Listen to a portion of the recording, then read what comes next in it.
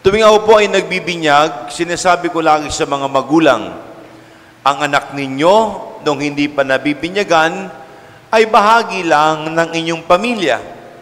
Ngayong nabinyagan na, ang anak ninyo ay bahagi na ng inang simbahan. Sapagkat ang tawag sa kanya ay Kristiyano. Bahagi na siya ng simbahan ni Kristo, bahagi na siya ni Kristo. Tulad nating lahat na nandirito, di lang tayo bahagi ng ating kanya-kanyang pamilya. Bahagi tayo ng inang simbahan. Bahagi tayo ng simbahan ni Kristo. Bahagi tayo ni Kristo. Ngayon pong linggo, sa ika-15 linggo sa pangkaraniwang panahon, ang matingkad na tema ng mga pagbasa ay yung pagiging katuwang ng Diyos. Katuwang ng Diyos. Ang unang pagbasa po ay galing sa aklat ni Propeta Amos, kung saan si Amos ay piniling maging propeta. Pero sabi ni Amos, bakit ako? Di naman ako propeta. Isa lang akong pastol, nag-aalaga ng punong igos. Sabi natin sa ating salita, isang manananim, magsasaka. Yun ang kanyang pinapastol, binabantayan. Yung punong igos. Bakit ako? Pero siyang pinili ng Diyos. Hindi siya pinaniwalaan nung pari noon. Sabi sa unang pagbasa. Pero siyang pinili ng Diyos para maging katuwang ng Diyos. Hindi natin kailangan ng napakataas sa pinag-aralan. Hindi natin kailangan yung ubod ng yaman. Kailangan natin yung bukas ang kalooban para gamitin ng Diyos. Kaya lahat po ay pwede maging katuwang. Pwede maging kamanggagawa ni Jesus sa kanyang simbahan. Lahat. Oh. Kung sino ang gusto, maaari. No. Maging bukas lang ang puso sa simbahan. Maging bukas ang kalooban para sa Diyos. Maging kamanggagawa ni Jesus. At yan po ang ipagdasal natin. No. Ay, matanda na ako. Wala na akong pwedeng gawin. Marami ka pang pwedeng gawin. Ay, bata pa ako. Dami ko pang gustong gawin. Saka na lang. Ay, abalang-abala pa ako sa ibang gawain. Yan. Sari-saring dahilan. Sari-saring dahilan. Sa isang parokyang pinanggalingan ko, yung aming pastoral council coordinator. No, nung dinatnang ko siya, siya na yung coordinator eh. Medyo may edad na. Pero minsan sabi niya, sa isang pulong, sabi niya, actually ho, medyo nagsimula ako may edad na. Sana, nung bata-bata ako, nagsimula na ako maglingkod sa simbahan. Pero sabi niya, kahit matanda na ako, at least, nakapagsimula na ako maglingkod. At ngayon, matanda na. Pumunta dito pag may okasyon ako. Napunta dito. Napunta dito. Yun ang panawagan ngayong linggo. Maging kamanggagawa ni Jesus sa iba't ibang pamamaraan. Lalo pa ngayon pong ginagawa itong simbahan. Ito po, pasintahabi. Isa po sa mga volunteer ng teknikal na napakasipag. Tuwing Sabado, halos dumadalo sa pulong, ay kaibigan kong engineer na taga-Tondo pa. Walang personal interest. Siya pa ang pader, gusto kong tumulong. Kasi sa Binondo pa, nagsisimba siya sa misa ko, hanggang dito, once a month, nagsisimba. Siya pa, ang isa sa pinakamasipag. Yung taga-Tondo na engineer, na volunteer. Ni walang gasoline allowance, wala. Kukumit lang siya kumisan, kumit lang lagi. At may pamilya. Yan. At yan ang panawagan. Walang maliit, walang malaki. Ang mahalaga, may ambag. Maliit man yan o malaki, ang mahalaga, may ambag. No, may ambag. At yan po, sana pukawin tayo ng Diyos, pukawin kayo ng Diyos. Kung ano man ang maaaring iambag sa ikabubuti ng parokya, sana gawin natin, sana gawin ninyo. Katulad ni Propeta Amos sa unang pagbasa. Sino ba ako? Bantay lang ako ng punong igos. Tagapastol ng punong igos. Sino ba naman ako? Sino ba naman ako? No. Pangalawa po, ang ikalawang pagbasa ay galing sa sulat ni San Pablo sa mga taga-Epeso. Ito ay parang dasal ng pasalamat. Dasal ng pasalamat ni San Pablo. Sapagkat sabi niya, salamat sa Panginoon, lahat ng kailangan ko ay pinagkaloob sa akin. Yung spiritual na biyaya, spiritual gifts, ibinigay daw ng Diyos sa ating lahat. Hindi naman nagkukulang ang Diyos. Tututisin, alam natin ang tama at mali. May konsensya tayo. At may mga itinanim ang Diyos sa atin, lalo na sa ating mga Kristiyano. May mga itinanim ang Diyos sa atin. Napakinggan natin ang mga aral ni Jesus. At yan ang sabi ni San Pablo. Salamat sa Diyos. Walang kulang, ibinigay ng Diyos lahat ng mga espiritual na biyaya na kailangan natin. Kaya walang dahilan para hindi ako maglingkod sa Kanya, sapagkat punong-puno ako ng biyaya. Walang dahilan para hindi ako maglingkod sa aking kapwa, sapagkat punong-puno ako, puspos ako ng biyaya ng Diyos. Parang yan ang sinasabi ni Apostol San Pablo. Yan ang kanyang sinasabi. Pinuno siya ng biyaya ng Diyos at hindi lang siya, sabi niya, tayo daw lahat ng naniniwala kay Kristo. Pinuno ng biyayang espiritual para makapaglingkod. Kaya alam naman po ng tao ang tama at mali. Ako po'y naniniwala dyan. No. Yun nga lang, may mga kumisan, may mga factors kaya nagiging malabo yung tama o mali. Lalo na may bawal na gamot, yung mga bagay na yan. Lumalabo at natatakpan yung mga itinanim ng Diyos sa atin na kabutihan. No. Meron kaming project noon pre-pandemic, hindi street dwellers. Yung mga batang nakatira sa ilalim ng tulay. Napakalayo po ng pagkakaiba niyan. Yung mga palaboy-laboy, madaling pakitunguhan po yan. Madali, nakakaintindihan. Pero may mga bata noon na nakatira sa ilalim ng tulay, ang ginawa mag-solvent, ibang-iba. Parang magugulat ka. Magugulat ka. Parang yung itinanim ng Diyos parang natabunan na dahil sa solvent.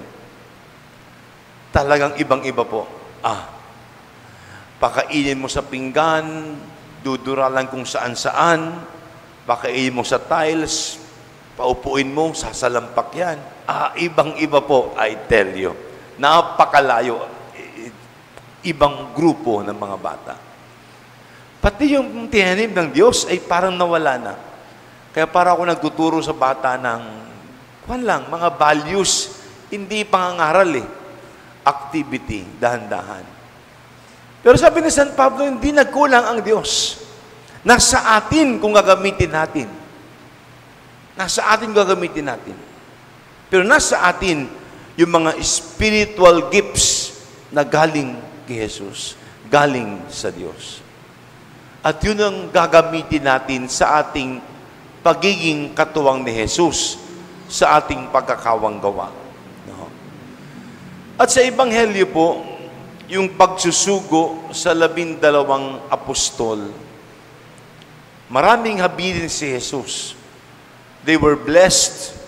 Kaya nga, kaya nila magpagaling, magpalayas ng demonyo, kayang-kaya nila. Pero sabi ni Jesus, huwag magdala ng kahit ano. Maaring kayo magdala ng panyapak o tungkod. Pero huwag kayo magdala ng kahit ano. No, sabi niya, kapag God will provide. God will provide. Ang isang paalala sa Ebanghelyo is yung wag to be attached. Totoo may asawa, yung iba. Totoo may mga anak kayo. Totoo may mga magulang tayo. May kapatid tayo. Totoo may kaibigan tayo. And we are attached. No.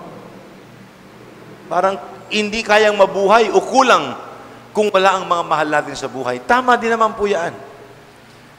Pero ang sinasabi ni Jesus sa Ebanghelyo, not to be attached sa mga bagay-bagay. Kahit na sa mga tao, kailangan magmahal. Pero ito po ang tatandaan natin. Darating at darating yung oras, we have to leave everything behind. Hindi natin kayang kumapit sa kapwa-tao. Hindi natin kayang kumapit sa mga bagay-bagay. Time will come, we have to let go and let God. No one will be spared. Walang makakaliligtas. Lahat.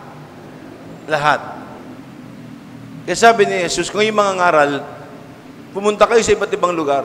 Subalit huwag kayong magdala ng kahit ano. Huwag kayong magdadala. Maaari kayo magsuot ng sandalyas, panyapak. Maaari kayo magdala ng tungkod. Subalit, huwag kayong magdala ng anuman.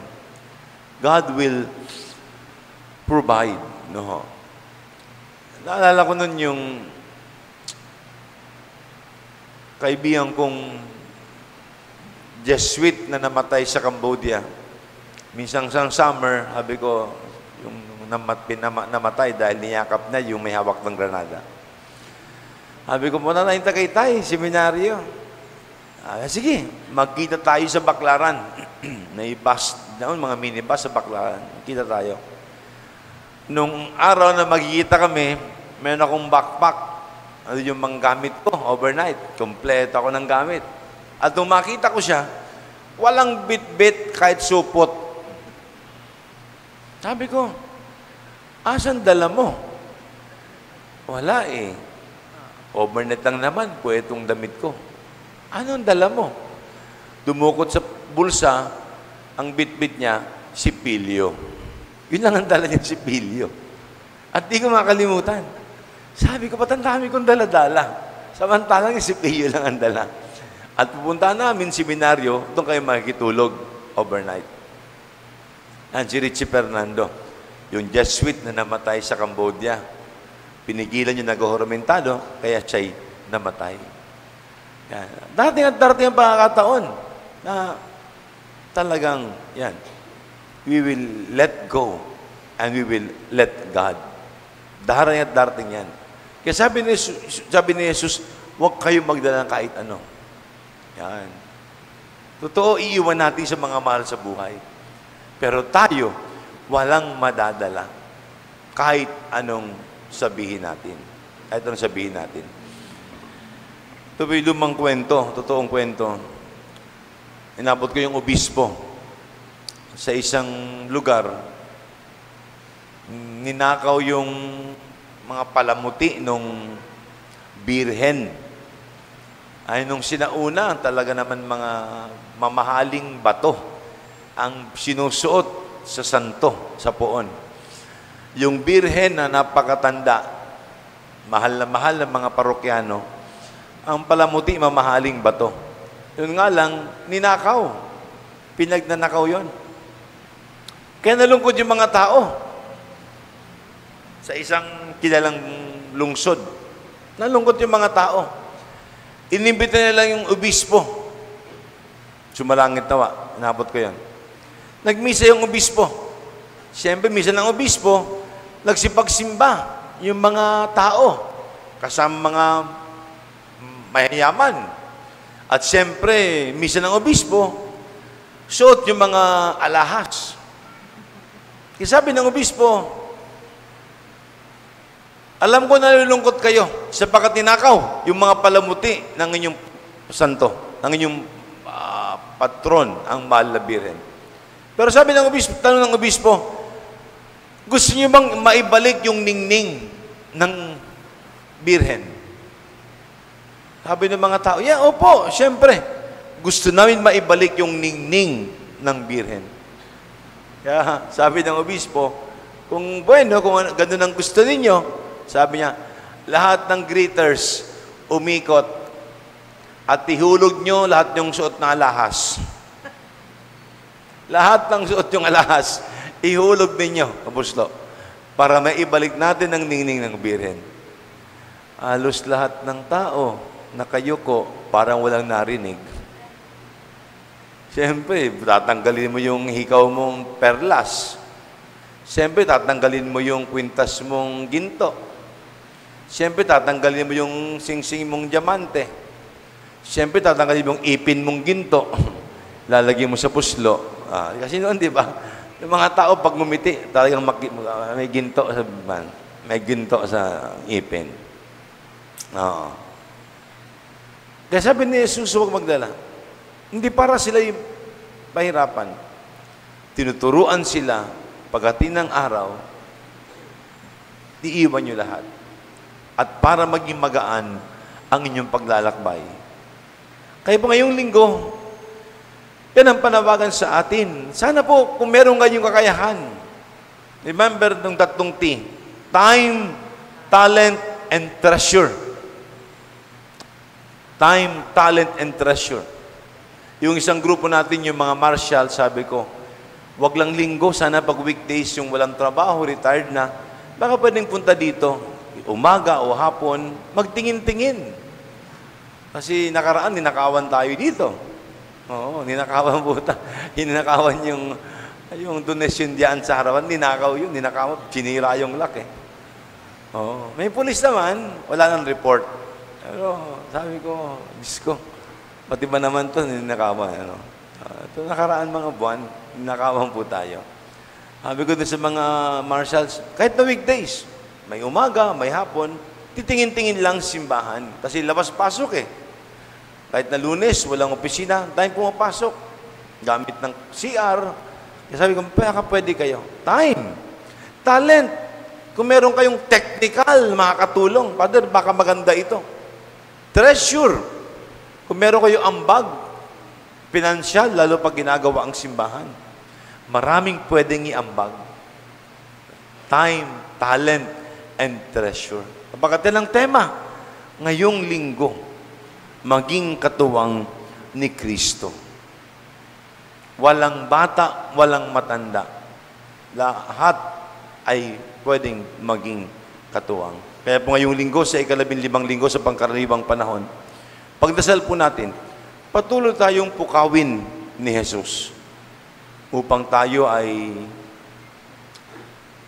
magkaroon ng lakas na makapaglingkod sa Kanya, sa Kanyang simbahan. Magsitayo pong lahat at sabay-sabay natin ipahayag ang ating pananampalataya.